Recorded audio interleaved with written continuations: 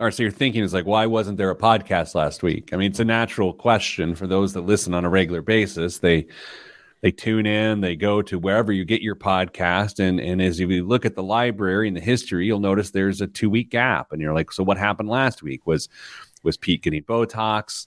Was Dame hair plugs? Yeah. Was Kristen out doing what she does, achieving all these things? Like, what was going on? And the reality was, I messed up and we didn't record. So I'm sorry. Fortune favors the brave. Now I just tried to think of something interesting to say there. Will you ever think, Kristen, of the phrase "fortune favors the brave" the same post Matt Damon Bitcoin commercial? I haven't seen it.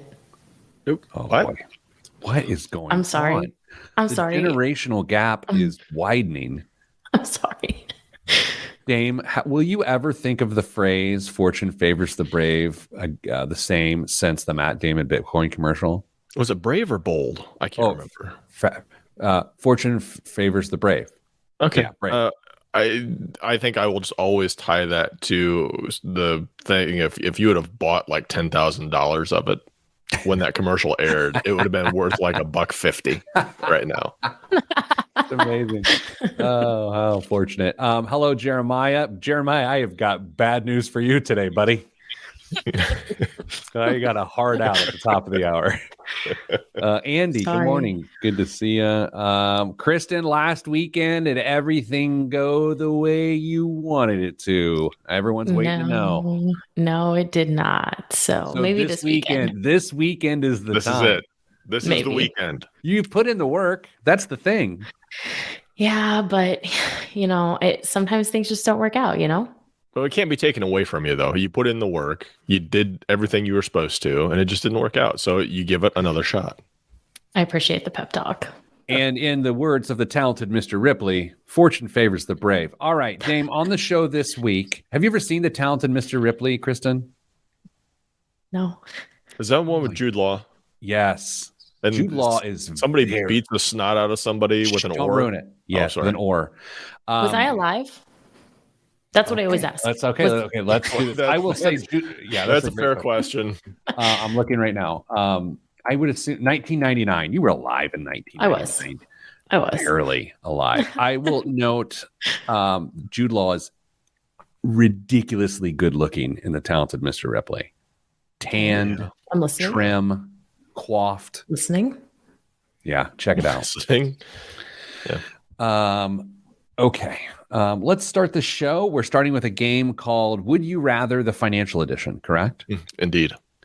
All right. And of course, everyone can weigh in on the comments here.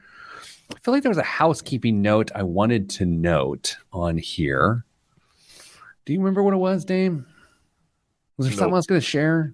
No, I'm just chuckling at Jeremiah's comment. Jeremiah notes, waiting on podcast to come out. Just as reliable as when Dad goes out for cigarettes. Oh, that's sad. Jeremiah. Amazing. Okay, let's do this darn thing, as the kids say. So Ollie and I share. A Pandora account. So, but only one person can listen at a time. So when she's getting ready in the mornings, is right when I'm usually writing or something here at the office, and so my music will shut off, and it'll say someone else is listening. And this morning, I was writing and I hit her up and I was like, "Hey, I'm listening." And she said, "Dad, I need 4 more minutes of SZA." She needed 4 more minutes of SZA. And it just made me laugh. And I said, "Okay, I can't argue with that. You get after it." That's funny. I don't even know who that is. So, man. Okay. SZA. SZA. SZA. Needs more vowels. I'm not with the cools. I agree. Oh, hey, Joe. Hello. Here we go. 3, 2, 1. This week on the Pete the Planner Show, we answer your money questions. Here is how the show works. Email us, askpete@petetheplanner.com. That's askpete@petetheplanner.com. And here's what will happen. I don't know. We might talk about your topic, or we might pick a much better one. And this week, we do just that. And by we, I mean yes in French. And I also mean we, as in Damian Dunn, Vice President of Advice here at Your Money Online, Hola, Damien. Hola. And bonjour to Kristen Elanius, what do we call you? The director of education, education magnate. Hello. Hello. I don't know. I don't either. This week on the show, we play everyone's favorite game show, and that is called Would You Rather? The financial edition. That's what we're playing. Okay. Wow. No, I know this is a radio show and there's no visuals, but the way we record the show is I can see both Kristen and Damien's faces from their own studios, and they looked rather unimpressed with that sound effect. Like their faces didn't move, and I felt the embarrassment going through their bodies. So it's with that, Dame, set up how we're playing this game. Can I make a request, by the way, before we get started? Can you get an applause sound that you could, instead of going with voice sounds, just that way when you're introing a segment or a game, you have that studio audience behind. Let me see if I can pull that off. I think I've got it right here. Hold on for a second. Look at you producing the show. Yeah, I think I can do it. Okay. Just give me a moment. And we can do it. Okay. So you get started, explain the concept, and I will get some applause. All right, here we go. The concept, everybody's played the game. Would you rather? Probably, and with rather potentially awkward questions, maybe even risque questions occasionally if you're a teenage boy. However, we are playing the financial edition of Would You Rather. We're going to be looking at some very interesting scenarios, and frankly, Pete and Kristen are going to have to pick the best of those two options, and then I will be the voice of reason. If I need to break a tie, I will do that, or I'll just tell them both they're wrong if they are both indeed wrong. All right, Pete, you are still working away. Are you prepared to? I'm prepared. I'm working it out. I'm good. Play the first round of financial Would You Rather. All right, here we go.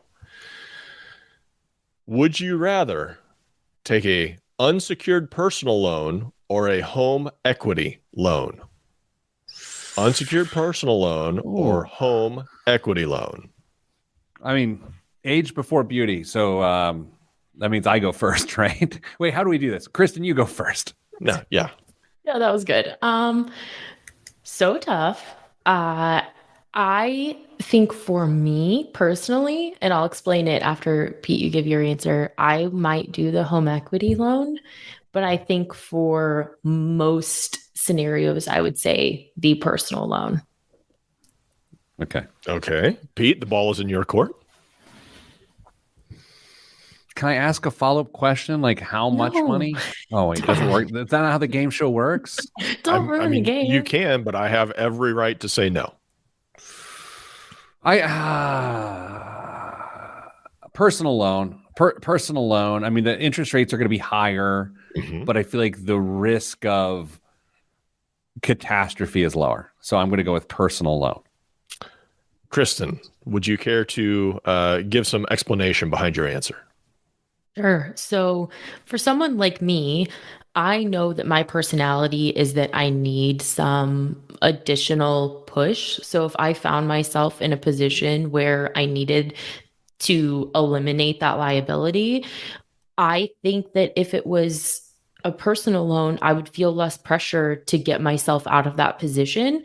Is it a risky move? Absolutely it is. But in like my personality specifically, I think it would be a calculated risk. But by and large, I would agree that the personal loan would be what I would pick. Do we know how much higher interest rates are on personal loans than a home equity loan? I mean, is it a couple point gap or is it more than that? I'm not sure. I haven't. I think it's more than that. I think it's more than a couple, though. I would think it's probably like 4 to 5, but I'm just making speculation at that point. Okay. The correct answer, by the way, is personal loan. Sorry, Kristen. Yeah, well. All right. Next question: balance transfer or a loan from a family member to get credit card debts under control? Oh, that's a good one.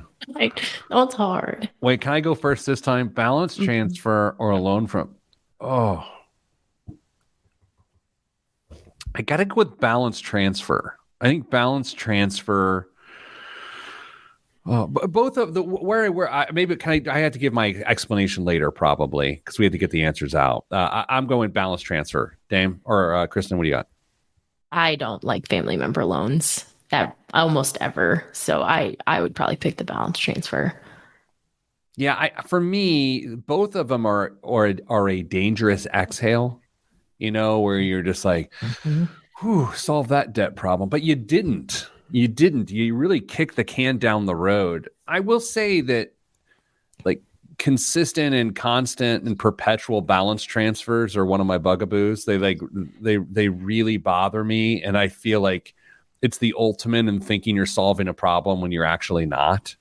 And so I don't think people think they're solving a problem when they borrow money from family or friends, but they compromise themselves in a different way, Yeah, I think the balance transfer can be the starting point for solving an issue or getting a little momentum going if you are committed to a plan to get rid of that debt. But otherwise, if you're just using it to relieve some stress, you are apparently running a vacuum in the background, is what it sounded like. I'm trying to get the laughter soundtrack up, and that did not work. Yeah.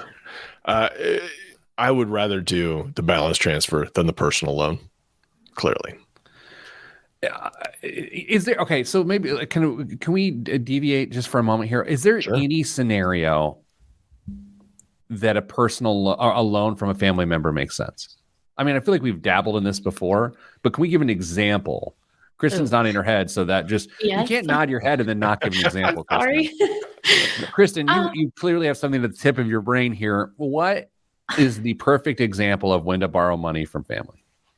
Well, there was a situation where I loaned money to someone, and I don't know how to give any more details with that without like giving something away. But in the situation that I was in, we had a really good relationship. This person had a plan to repay.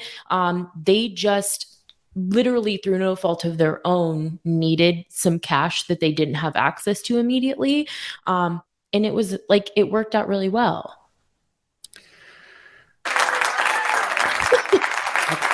There we go. Excellent. There we go. I did it. Oh, someday I'll do great things.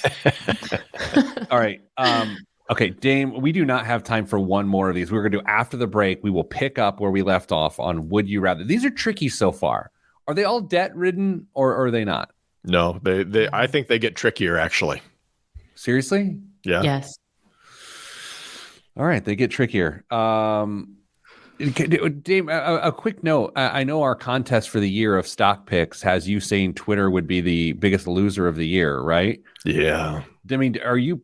We do not. Of course, we're upset for all the layoffs going on at Twitter for those families. Do you officially win that category? Or like, how do we even get our head around that? That's a fair question. All right, so we need to consider that in the next month and a half because we're going to have a winner of who's the biggest loser. Yeah.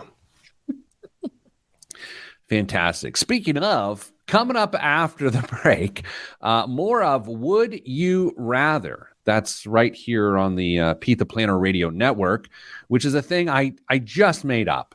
It is not a thing, but thanks for joining us. We'll be back with more of Would You Rather right after this. Congrats on the worst outro in the history of the radio show, Peter. I thought it was pretty aggressive starting the outro at 8 minutes.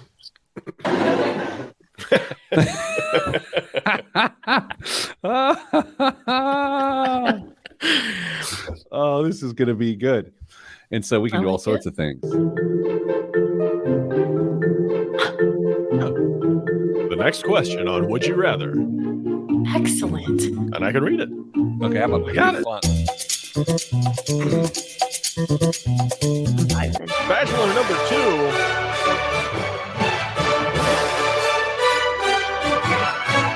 That was a little hot. Did it sound hot? Oh my gosh. Just a skosh. Just a skosh. Good game, hard game, and now I'm nervous that the next ones are going to be worse. I think you're going to like it. I like this game. Are any equity centric? Do we get any equities? Some savings / investing ones. I was having a conversation this week with a friend from college about college, because now we have kids that are starting to look at college. And we're talking about a particular college that prices their education around $57,000 a year, but relatively easily. You can get that under 20. And I was like, why don't they just list that? Why not go big in the marketplace and say, we're not going to mess around with your money. This is what it costs to go here. Are they in fear of losing prestige, or do they get some people to pay top dollar and they're afraid of losing that? Like, what's the deal? That kind of reminds me, I don't know, it was probably a decade ago, but do you remember when J.C. Penney had like a new CEO and they did like, we're not doing coupons anymore. These are just the prices. And that did not last very long. So there must be some kind of marketing genius behind that I don't understand. That's interesting. You don't remember that? No. How are we to a point where I don't remember something? Was I not born yet? Were you alive, Pete? By the way, you're the only person in their 20s that in the history of the world has ever made a J.C. Penney reference. I'm sorry. I was going to say, I don't think there's a J.C. Penney within 20 miles of Carmel, so I thought they're out of business, aren't they? Where do you think Midwestern families get their Christmas pictures taken? That's a great question. Downtown by the carousel. That's a valid point. Against a brick wall in a public park in Carmel. Yeah. In Carmel. Okay. One of the 5 dozen roundabouts on 116th Street. I'm going to bring the show back better than I took it out. And we're going to pick right up with the game show. And coworker Ashley notes there is a J.C. Penney in Castleton. All right. There we go. Thank you, Ashley. I was off. Whatever. Okay. All right, here we go. And 3, 2, 1. Back on the Pete the Planner show. Joining us, if you are joining us, I should say, for the first time in this week's show, we're playing a little game that the locals like to call Would You Rather. The financial edition. Our host is Damian Dunn. Damian, let's take it away. Thanks, Peter. Our next question for our 2 contestants, Kristen and Peter. Would you rather buy a used car or lease a new one if the payment is equal? Ooh, okay, so this has got me wanting to ask follow-up questions. No. I'll allow it. Oh, okay. Do we know how long the purchase contract is, or is that the part of the question? Like, you're not gonna 3-year lease, 5-year repayment on the used. Oh, you made it even harder. I'm going buy the used car, 5-year, same payment. Kristen? I'm going with the lease. I mean, we talked about it, I don't know, last week or the week before. I just am a little risk adverse. And I think that that's a calculated, less risky move for a lot of people right now.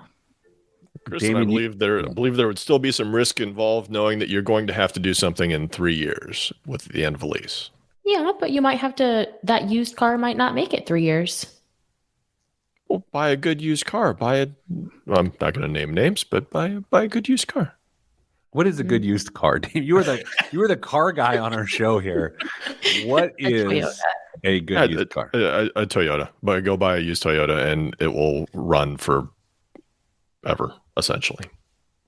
Yeah, this isn't. I mean, this was like what last week's topic, but since that show didn't get recorded because I'm a noob, no one heard it.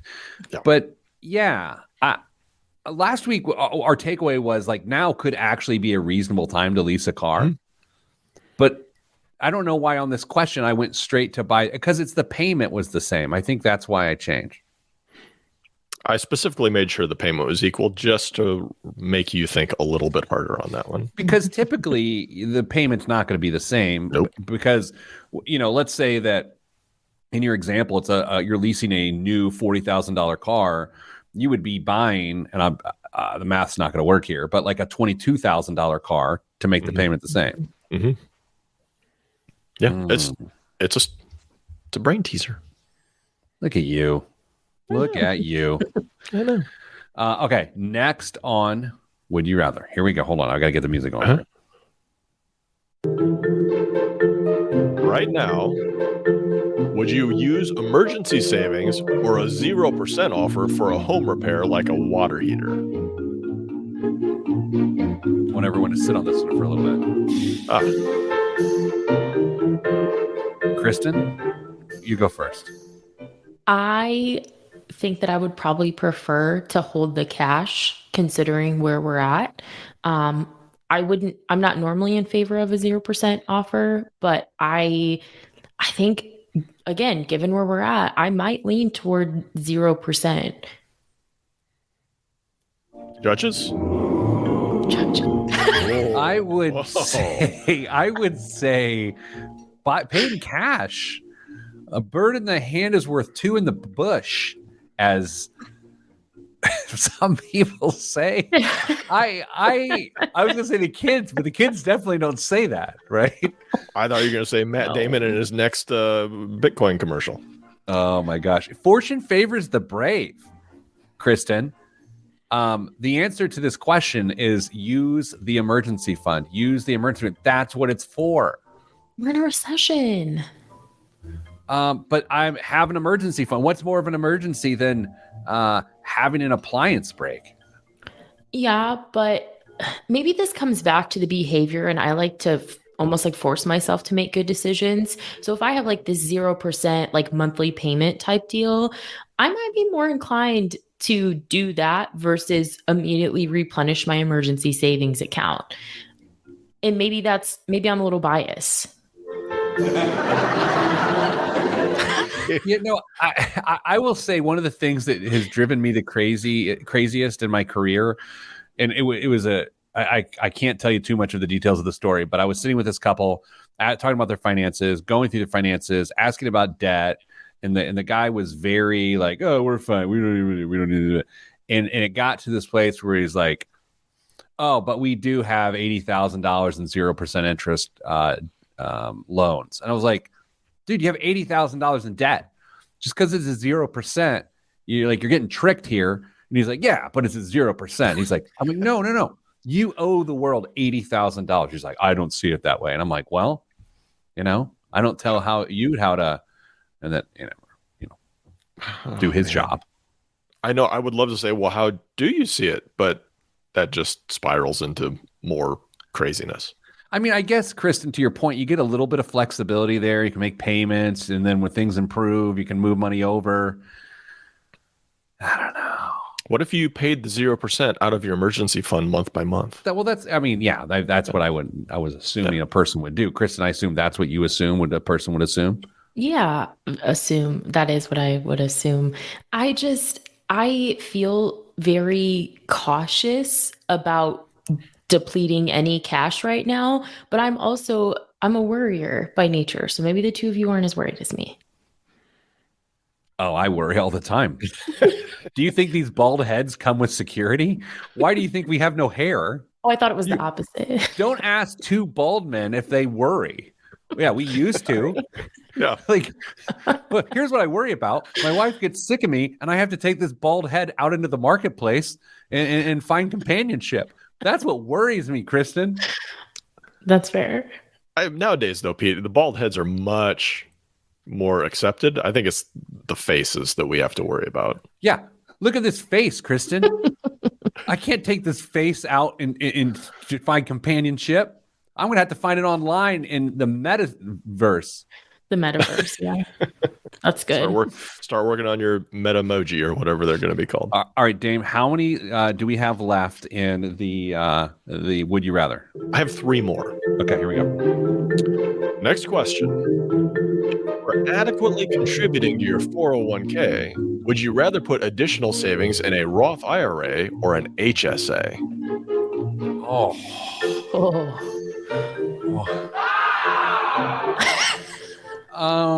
Okay.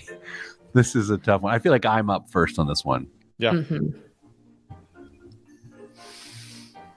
Roth. And I'm basing this on my age and circumstances. I've got kids that I could use it for college. We are relatively healthy other than my aesthetic. So I'm going Roth. Kristen? I'm sorry. I think this one's really tough, but in the world that we live in where medical care seems to increase exponentially, I'm leaning toward HSA, but it's so hard because the Roth IRA used to be my like favorite product ever or like favorite vehicle ever, but I think if push comes to shove, I might choose the HSA right now anyway.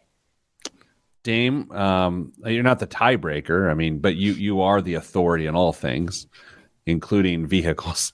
What say you? I really struggle with this one. I've probably answered it both ways twice before the show started, and I'm leaning towards HSA. I really think that is probably the most advantageous location for specifically for my family right now in our circumstances. But I don't think you can go wrong with either of them. Honestly, I mean, you're picking between two winners. Just make sure you're putting that money away. All right, coming up after the break, here's what we're gonna do. We have 2 more to go, Dame, on Would You Rather. Yes, 2 more financial Would You Rather. This is a well thought out game. Clearly, someone put time into this radio show this year, and I appreciate that because it certainly wasn't me. All right, coming back, Would You Rather, right here on the Pete the Planner show. Dame, this is well done. Is this Kristen's game? Who came up with it? Kristen's idea. We came up with I don't know, it's about 50-50 on the Would You Rathers. I came up with another one here. Yeah. Ooh. There's one that we couldn't come up with a good a good other. Yeah, but I really wanted to figure out a way to use it. Give me the front end and let's see if I can contribute to the show this week. All right. It's an arm. Oh, okay. Okay. Would you rather take an arm or a leg? Exactly. Yeah. Exactly.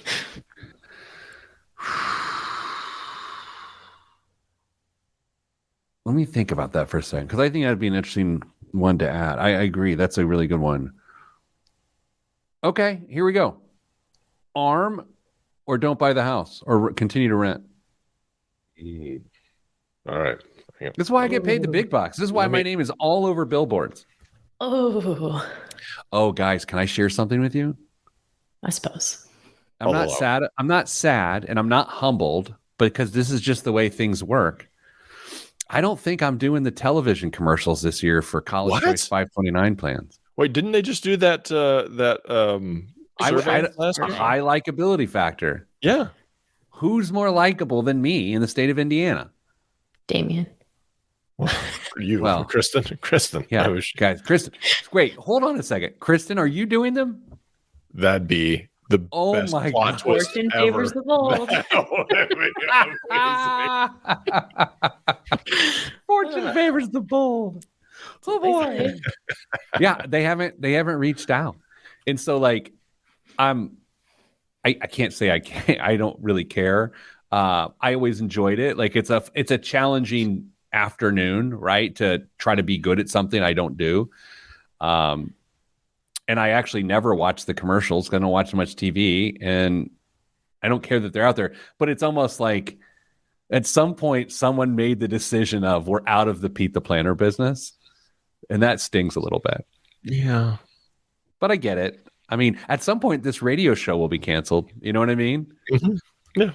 Yeah. Podcast will live on forever, though.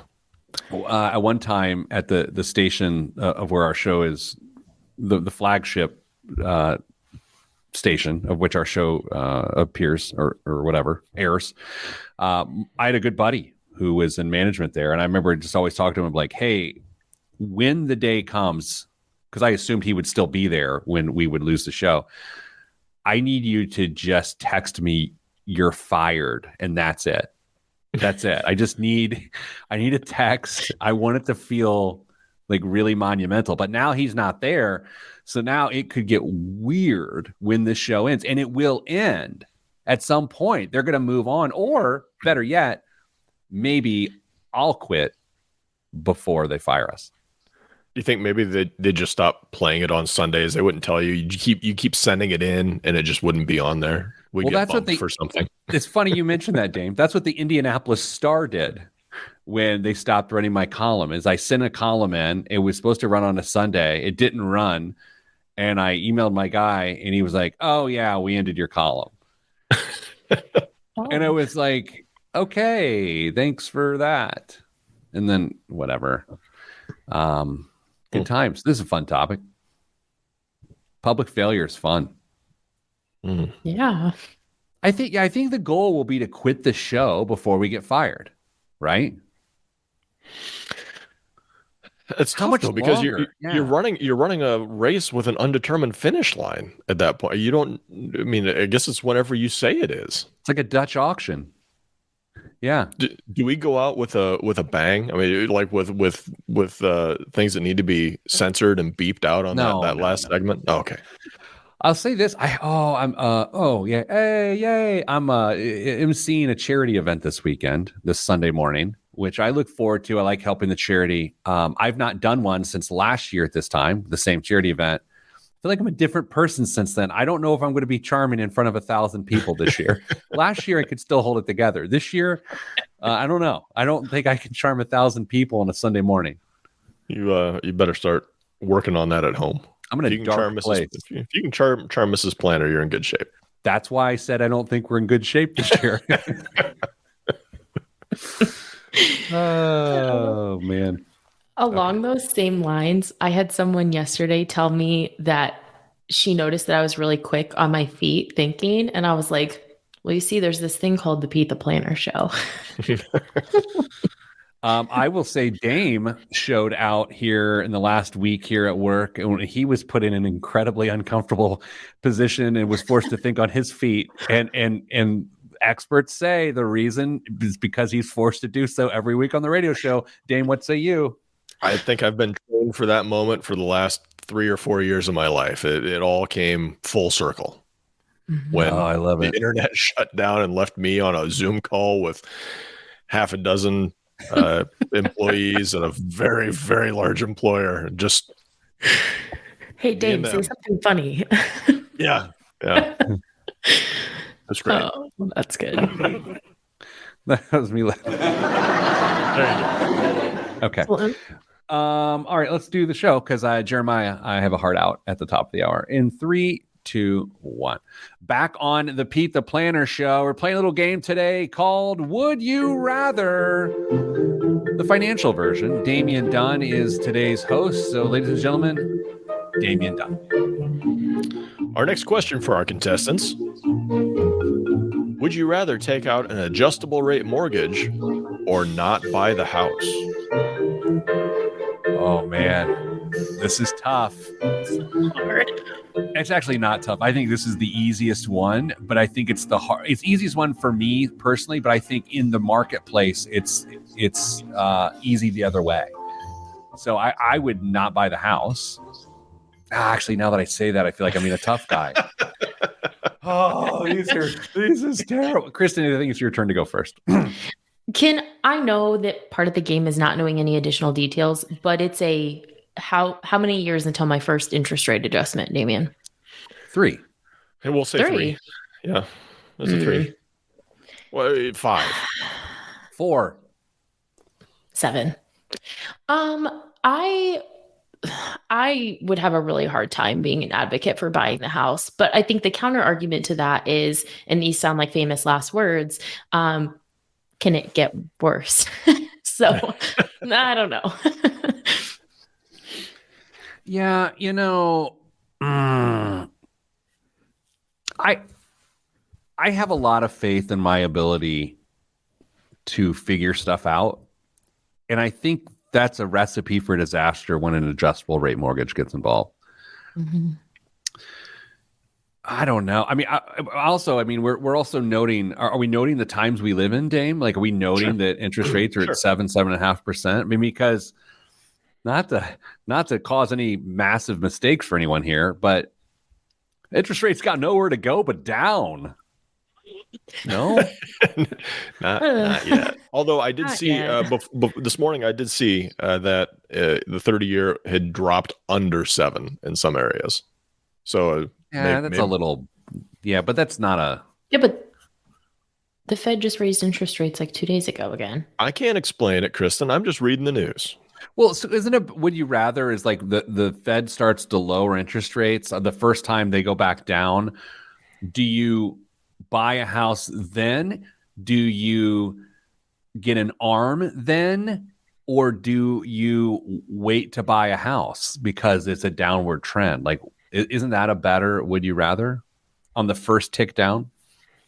Potentially. I mean, I think there's an argument to be made that if you want the house, you want to use an ARM, you look at the contract and make sure that you can pay whatever that max rate jump is for that first time. So maybe you could use an ARM and get away with it, but I don't think we're going to see a reduction in interest rates in the next 18 to 24 months would be my guess. Whoa. I don't. This first time we've heard this prediction.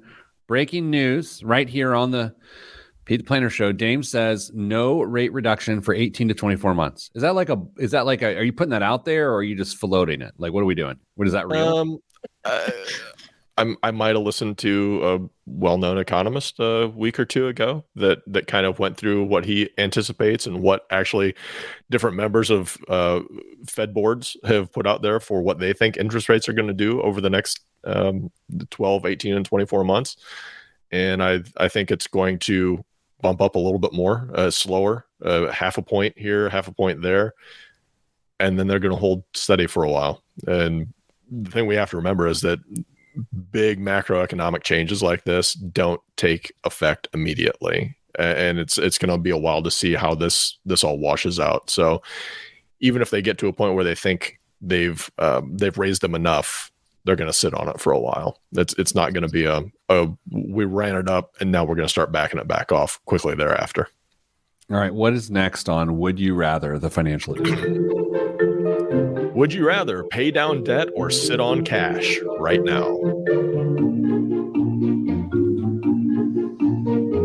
Well, here's the problem there. It's like the debt is if it's like consumer debt, like on a store credit card or a major credit card, it's at an increasing rate. I mean, it's going to be at a pretty high rate.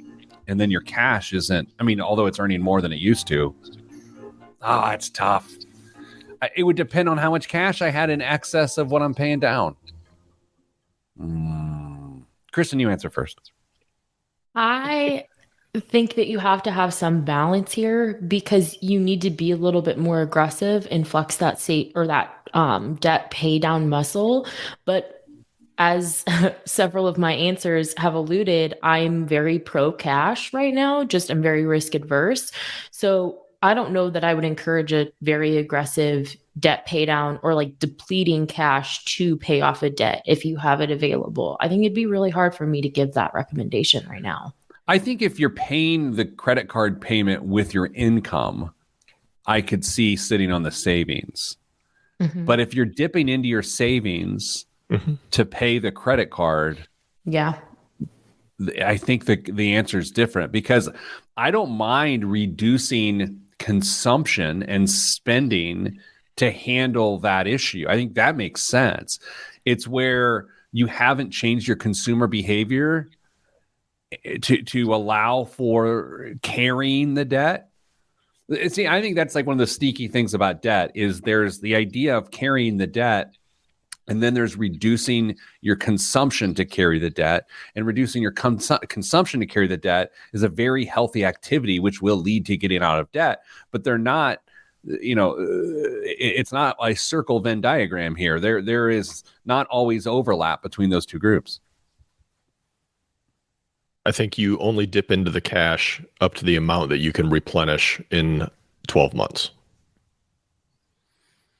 I mean, look, I'll say, I actually wrote a column about it this week. I came across $500 in a very strange way that was sent to me here in the last couple of weeks. It was just sort of, it felt like magic money, like finding $10 on the street or getting a gift card. And it was like, oh.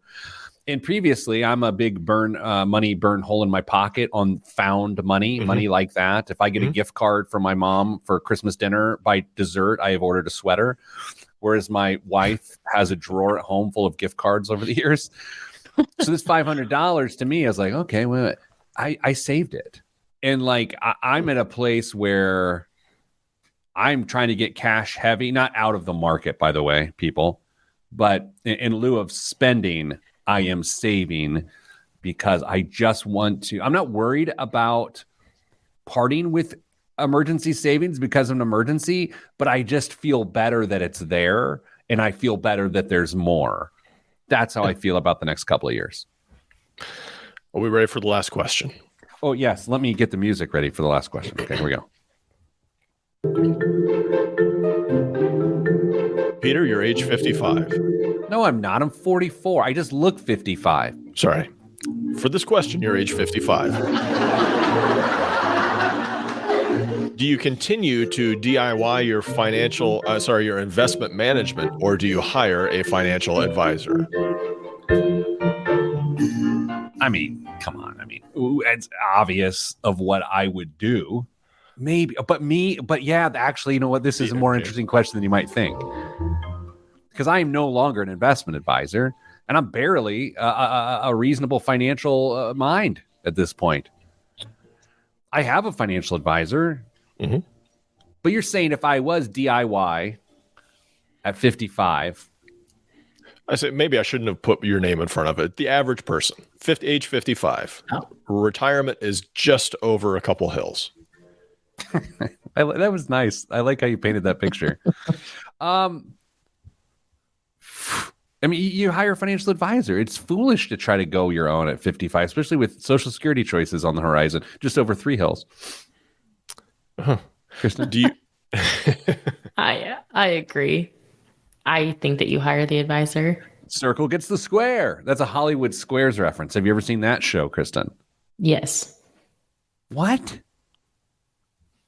I used to watch the Game Show Network with my grandparents. Don't bring your grandparents in this. Now, Damon and I feel worse. Coming up after the break, the biggest waste of money of the week. We hope you enjoyed first edition of Would You Rather, the financial edition, right here on the Pete the Planner radio show.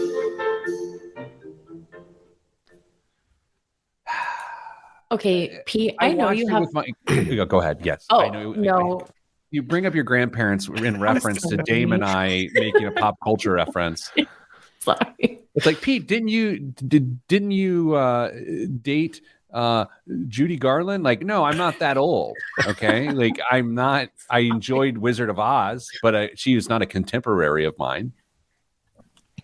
So the housing one, I can't let that one go. The arm, or do you not buy the house? And my question quickly is that we so often are like, don't time the market when we're talking about like 401k contributions, investing for retirement. And if someone is in a position where they can objectively afford to buy a house, is there a bad time to buy if they can objectively afford it? I don't think. Okay, yeah, great question. So an ARM, but if ARM is the strategy of you think the interest rates are going down, I think it's a reasonable thing to do. If you get an ARM because you think your income is going up and you're going to be able to afford a house, then that's bad. That's the way I think of it. I guess I was already in the first camp of like saying that we think that in the next 3, 5, 7, whatever years, the interest rates, we would have an opportunity to refinance. So maybe I wasn't looking at like the whole picture when I was thinking about that. All right, let's get this. Let's do this. Lo siento, Jeremiah. I do like all the participation the viewers have given us. That's awesome. I know, yeah. We call it engagement in the biz. Called engagement in the biz in 3, 2, 1. This week's biggest waste of money of the week right here on the Pete the Planner show is the Apollo stress management thingamajig. Sorry, I got distracted. The Apollo stress management wearable. Many wearables track your health, but Apollo is designed to actually improve it. Can I get a quick timeout here? Yeah. I love ad copy. I love ad copy. I always imagine Don Draper standing in front of a room with a flip chart showing ads in storyboards. And I continue. The wellness accessory utilizes soothing touch therapy to help reduce stress and enhance relaxation, sleep, focus, and recovery. It can be worn on the wrist or ankle or attached to your clothing and acts as a hug for your nervous system, engaging with your sense of touch by sending silent, soothing vibrations. Or you could even put it in your pocket. I added that. I'm sorry. Developed by neuroscientists and physicians, the technology is proven to improve heart rate variability while rebalancing your nervous system to help with the mind transition from fight or flight to rest and digest. I love copy. Over time, your body learns to recover from stress more quickly so you can relax, sleep better, and find deep, meaningful focus. The Apollo Neuro app can control the wearable to switch between modes to keep you focused at work, help you recover after a workout, and drift off to sleep at night. Like most practices, consistency is the key, so the more you use it, the better it works. Okay, guys, and by guys, I mean guy and gal. What does it cost to have your stress managed by a wearable? Too much. I call me skeptical, but skeptical. I don't see how another thing I'm going to put on my wrist is going to reduce my stress. It's several hundred. Yeah. $399. I think Dame's point is the point here. It's like maybe some exercise, maybe some vibrating on my wrist doesn't make me feel good. I don't know. I can't believe it's not a monthly subscription, frankly. I mean, it looks like something that is just bound to come with some sort of subscription to track your stress levels, all sorts of stuff. I think it's safe to say, and I'll speak for myself. You all can nod or whatever. The last 3 years have been stressful, just like pretty. They've been pretty bad. The idea that strapping a vibrating thing on my arm or sliding it into my front pockets doesn't seem like it solves the problem. To me, there's just no way. I mean, they can tell you, like, change your brain for fight. The copy's beautiful. I just think that's a giant waste of money. Financial, would you rather, fourth segment edition, would you rather have one of those or one of those giant reclining massaging chairs? Oh, yeah, giant reclining massaging chair. I'll say this, and I put this out there to the Apollo. Send me one of these. I will test it. Us? You want it too? Oh yeah. I just have a panel. I will write a beautiful review if I am wrong. Okay, send us $1,200 worth of wearables. That's 3 wearables for the crew here, and we will be honest. And if it is great, commercials for life. But I think I just broke payola. Every year at the radio station, Dame knows this. Kristen, you don't know this. I can't endorse things that I've been given for free or paid to promote without clearing it with the radio station, because there's like a big thing back in the 90s where people did that. So Apollo, don't send it to me. And Dane, what's in the news this week? Offering neither a window view nor easy access to the lavatory, the middle seat is indisputably the least desirable spot to sit on a flight. In fact, only 0.6% of more than 7,500 voters polled prefer or perhaps more likely accidentally voted for the middle seat, according to a recent social media poll by Virgin Australia. That number might soon go up if the airline's scheme to get passengers to willingly book the dreaded middle seat is a success. Virgin Australia has launched a middle seat lottery, a special raffle worth about $145,000 US. And it's only open to those who sit in the middle seat voluntarily or involuntarily on a flight. From now until April 2023, any Velocity frequent flyer member age 18 and older who is seated in the middle seat can use the airline's app to enroll in the lottery. Prizes, you ask? Of course there are. They'll be awarded to the winner of the lucky draws. Among the innovative gifts up for grabs are a full-day helicopter pub crawl, a 2-night holiday in some town in Australia, including flights, accommodation, and a bungee jump. Talk about stress. Here's what I don't understand. Like, why incentivize people to sit in the middle seat? Just stick people with the middle seat. Who cares? That happens to me every time because I don't pay for my seat. Isn't this cheap publicity, though? I mean, they're getting lots of run for $145,000 US. I mean, no, lots of publicity. They're on a dumb podcast right now. Like, this is the worst thing that's ever happened to Virgin. I had to find that story somewhere, Pete. I didn't just materialize out of nowhere. They're getting it. So it was all over the news. So what you're saying is 145,000 plus the bungee jump and a walkabout.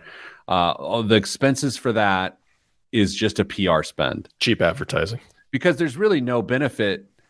Like there's no benefit to the airline other than the PR, because it's like, who cares if someone wants to sit in the middle seat or not? The plane's leaving. Get on and eat your peanuts, unless someone has a nut allergy in row 34A. That's Biscoff. What else is in the news? The labor shortage has a lot of businesses struggling to find employees, but a Miami Chick-fil-A owner-operator may have discovered the secret sauce for staffing. Polynesian sauce. Amen. Chick-fil-A sauce. Justin Lindsay's recipe for attracting employees was his idea to switch his employees to a 3-day, 14-hour work week.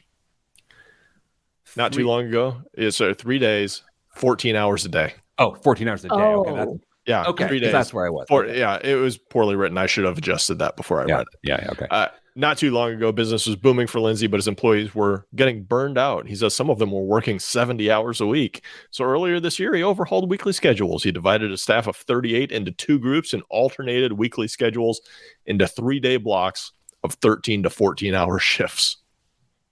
That's what like nurses and doctors do, right? And firefighters? Firefighters are 24 on, 48 off. But yeah, I'm saying like aggressive hours. Yes. Yeah. Yeah. Huh. So an hourly fast food worker, that's something attractive, is 14 hours a day for 3 days in a row. Apparently. I mean, we thought we were going crazy with 4-day work weeks, but here's 3 days a week, 14 hours a day. Does it appeal to you at all? Yes. Well, okay. It's millennial time starring Kristen Elanius. I mean, I know we don't have that much time left, but I know a lot of people who work like 312s or 410s that really, really like that. I think it might be incentivizing. I want shorter weekends because I like to work. I don't know, like I like my family's fine sometimes, but like I like being in my office doing things. Am I crazy? The same amount of hours. I think it'd be really, really tough at a Chick-fil-A. I mean, people are up moving all the time, 14 hours on your feet with, I mean, minimal breaks. I'm sure you've got certain ones you have to take, but that would be tough. And by the 13th hour, it's certainly not your pleasure. No, you know, it's all your pleasure.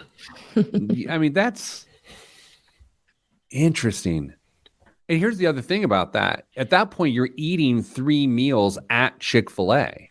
Yeah. Which is incredibly delicious and arguably a bad health decision, which then it makes your life worse, right? They have fruit, right? You've got the next 4 days to work out. Okay, Kristen, so you're suggesting someone who's working a 14-hour day at Chick-fil-A chooses fruit to solve their problem. No. Okay. I take it back. That's all we have time for this week. Sending you good vibes, because good vibes are all that's in the budget. I'm Pete the Planner. This is Pete the Planner Show. All right, that's it. I was going to make aren't you glad you're not working 5 days a week? Orange, because it was a fruit cup. I couldn't get it out because we ran out of time. Sorry. What a bummer. The people missed out on that. Now, the podcast people got it, but the radio people are like, I could have used another joke. I'm never listening to that show again. Too bad. They got fired anyway. Oh, boy. Oh, boy. Okay. Well, this was something. Indeed. I liked that game. Can we do more games? Yeah, we're going to have a little brainstorming session on what other games we could figure out. Yeah, Kristen, not only am I asking you to do your normal job, travel to Chicago to do your job, but you also need to continue to do high value production on this radio show. Okay, yeah. She doesn't have to make her trip next week, so she's got time.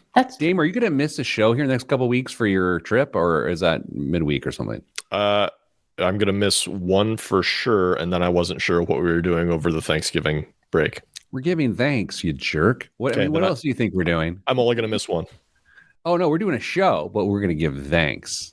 Okay, well, I'll have my stuff. I can set up a remote. That'd be fun.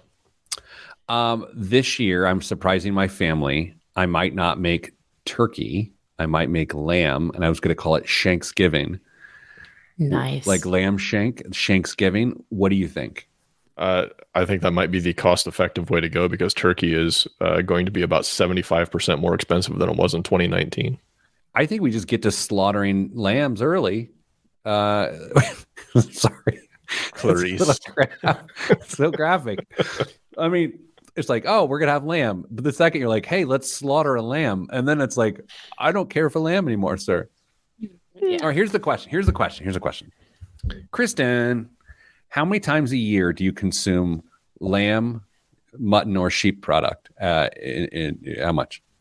I have a third of a lamb in my freezer, so. Wow. Whoa. You have a third of a lamb in your freezer? Yes. How do you typically eat the lamb?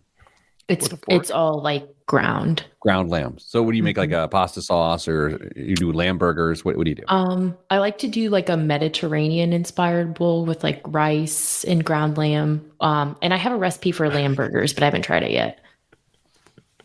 You know what? I mean, I hold you in about the highest regard of anyone I know. I want you to know that, Kristen. You've gone further up. Thank you. You are tipping over the edge, almost towards the decline. That's how high. I love lamb. Dame, lamb consumption at the Northern Duns, Aqua Duns household. You know the answer to this? I do. None. 0. Yeah. 0.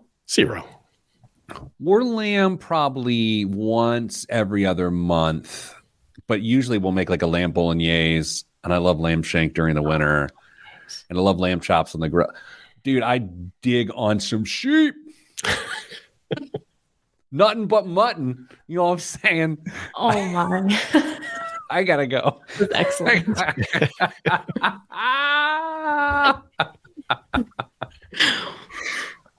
How about veal? Dame, veal? I'm not opposed to it. I'm not opposed to sheep either, but it doesn't cross my plate very often. Kristen, do you reveal the veal? No? Can't do it. Veal, if I'm at a good Italian restaurant, I'll have veal. And every once in a while, we'll get ground veal and make veal bolognese. Yeah, interesting. Duck, Dame, are you on the canard? What do you think about the duck? It's okay.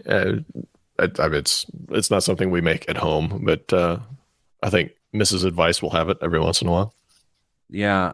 How do you feel about that poultry, lady? No, I grew up on a lake, so ducks were like almost like distant pets. I can't. I can't. Okay, I have to go. Thanks, everybody. I'm now hungry. I'm going to go to a butcher shop and have some of the more exotic proteins. Stay getting money.